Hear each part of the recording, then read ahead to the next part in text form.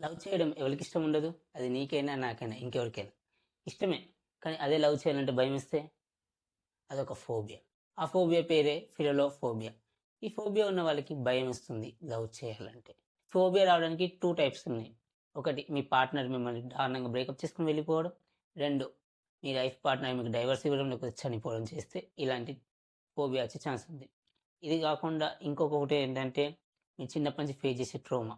చిన్నప్పటి నుంచి మీరు భయంతో పెరగడం, ఎవరు మిమ్మల్ని దగ్గర తీసుకోకపోవడం, మీరు ఒంటరితనంతో పెరిగితే ఎవరితోని కలవాలనే భయం అనేది స్టార్ట్ అవుతుంది. అలా మీ యాంగ్జైటీ లెవెల్స్, డిప్రెషన్ లెవెల్స్ పెరిగి మీకు ఈ ఫోబియా వచ్చే ఛాన్సెస్ ఉంది. ఫ్యాక్ట్ నెంబర్ 2, మీరు ఇప్పటి వరకు ఎన్నో సూసైడ్ కేసెస్ గురించి వినుంటారు, చూసుంటారు. కాకపోతే ఇలాంటి సూసైడ్ గురించి మీరు ఎప్పుడు వినుండరు. ఇదే the world's most beautiful suicide. ఈ ఫోటోలో కనిపిస్తున్న మహిళ పేరు ఎవెలిన్ మెకిల్. తిను మే 1, 1947 ఎంపైర్ స్టేట్ బిల్డింగ్ అయిన 86th ఫ్లోర్ నుంచి దూకి సూసైడ్ చేసుకుంది. అయితే తను సూసైడ్ చేసుకుంటే అసలు తనకి వరల్డ్స్ బ్యూటిఫుల్ సూసైడ్ అనే ఒక ట్యాగ్ ఎందుకు ఇస్తారు? అయితే తను అలా దొరికినప్పుడు ఒక కార్ మీద పడి ఢీకొంది. అలా ఢీకొన్నప్పుడు తను చనిపోయింది. ఆఫ్‌కోర్స్ యాస్ యూజువల్లీ చనిపోతారు. అలా చనిపోయినప్పుడు తన బాడీ ఎలా ఉందని చెప్తే తను రెస్ట్ తీసుకున్న పొజిషన్‌లో ఉన్నట్టుగా ఉంది. మీకు ఈ ఫోటోలో కనిపిస్తున్న విధానంగా. ఆమె చనిపోయాక పక్క నుంచి వెళ్తున్న రాబర్ట్ విలియమ్స్ అనే ఒక ఫోటోగ్రఫీ స్టూడెంట్ దీన్ని లైఫ్ మ్యాగజైన్ వాళ్ళకిస్తే, ఆ లైఫ్ మ్యాగజైన్ వాళ్ళు వరల్డ్స్ మోస్ట్ బ్యూటిఫుల్ సూసైడ్ అనే ట్యాగ్ వేసి దీన్ని పబ్లిష్ చేశారు.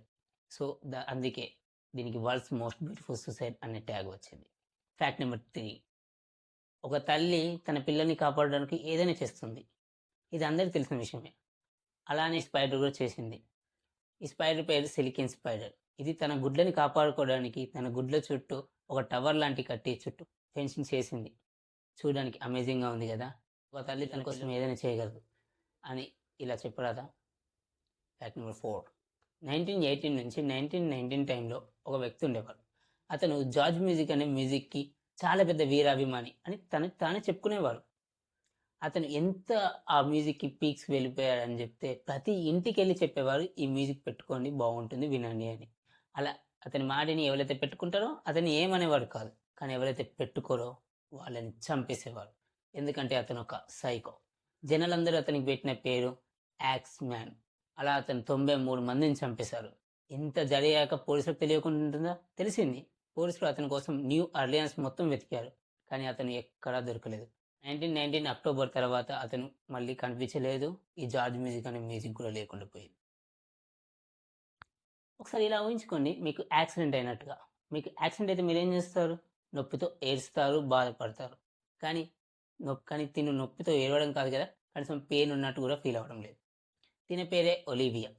తినికి 2016లో ఒక చిన్న కార్ యాక్సిడెంట్ అయింది. తిను పెయిన్‌కి రియాక్ట్ అవ్వట్లేదని చెప్పి డాక్టర్స్ తన మీద ఎగ్జామినేషన్ చేశారు. ఆ ఎగ్జామినేషన్‌లో తెలిసిందేంటంటే ఇతనికి క్రోమోజోమ్ 6 డెఫిషియన్సీ ఉందని. ఇదొక రేర్ జెనెటిక్ డిసీజ్. ఇది ప్రపంచంలో చాలా రేర్. ఎంత రేర్ అని చెప్తే ప్రపంచం మొత్తంలో ఇది తనకు మాత్రమే ఉంది. ఉన్న వాళ్ళకి ఆకలి, అలసట, నొప్పి ఈ 3 ఉండవు. డాక్టర్లు తనని ఎగ్జామినేషన్ చేశాక తనకి పెట్టిన పేరు ది బయోనిక్ గర్ల్. ఒకవేళ ఈ డిసీజ్ మీకొస్తే మీరేం చేస్తారో కామెంట్ చేయండి. మనమందరం న్యూస్ ఎప్పుడో అప్పుడు చూస్తూనే ఉంటాం. కానీ మీకు న్యూస్ ఫుల్ ఫార్మ్ తెలుసా? చాలామంది ఏమంటారు నార్త్, వెస్ట్, ఈస్ట్, సౌత్ అని. కానీ ఇది ఎక్కడ ప్రూఫ్ అనేది అవ్వలేదు. దీనికి న్యూస్ అనే పేరు ఎలా వచ్చిందంటే 14th సెంచరీలో కొత్త కొత్త విషయాలు తెలుసుకోవడానికి వాళ్ళు ఏమని పిలిచారని చెప్తే ఓల్డ్ ఇంగ్లీష్‌లో న్యూ అని పిలిచేవారు. సో, వాళ్ళకి ఒక్కటైతే న్యూ అని పిలవచ్చు. వాళ్ళకి చాలా విషయాలు తెలుసుకోవాలని చెప్పి వాళ్ళు న్యూస్ అని పిలవడం చేశారు. అలా దాన్ని న్యూస్ అని పేరు మార్చేశారు. అండ్ బోనస్ ఫ్యాక్ట్, ఈ వీడియోని ఇక్కడ దాకా చూసారు. కానీ లైక్ కొట్టి షేర్ చేస్తారా? చెయ్యరు. సబ్స్క్రైబ్ చేసుకొని గంట కొడతారా? కొట్టరు. అవి కొంచెం చెయ్యండబ్బా! కొంచెం చేస్తే నాకు బూస్టప్ ఉంటుంది. మీకోసం ఇంత నాలెడ్జ్ తీసుకొస్తున్నాను కదా! చేసేయండి.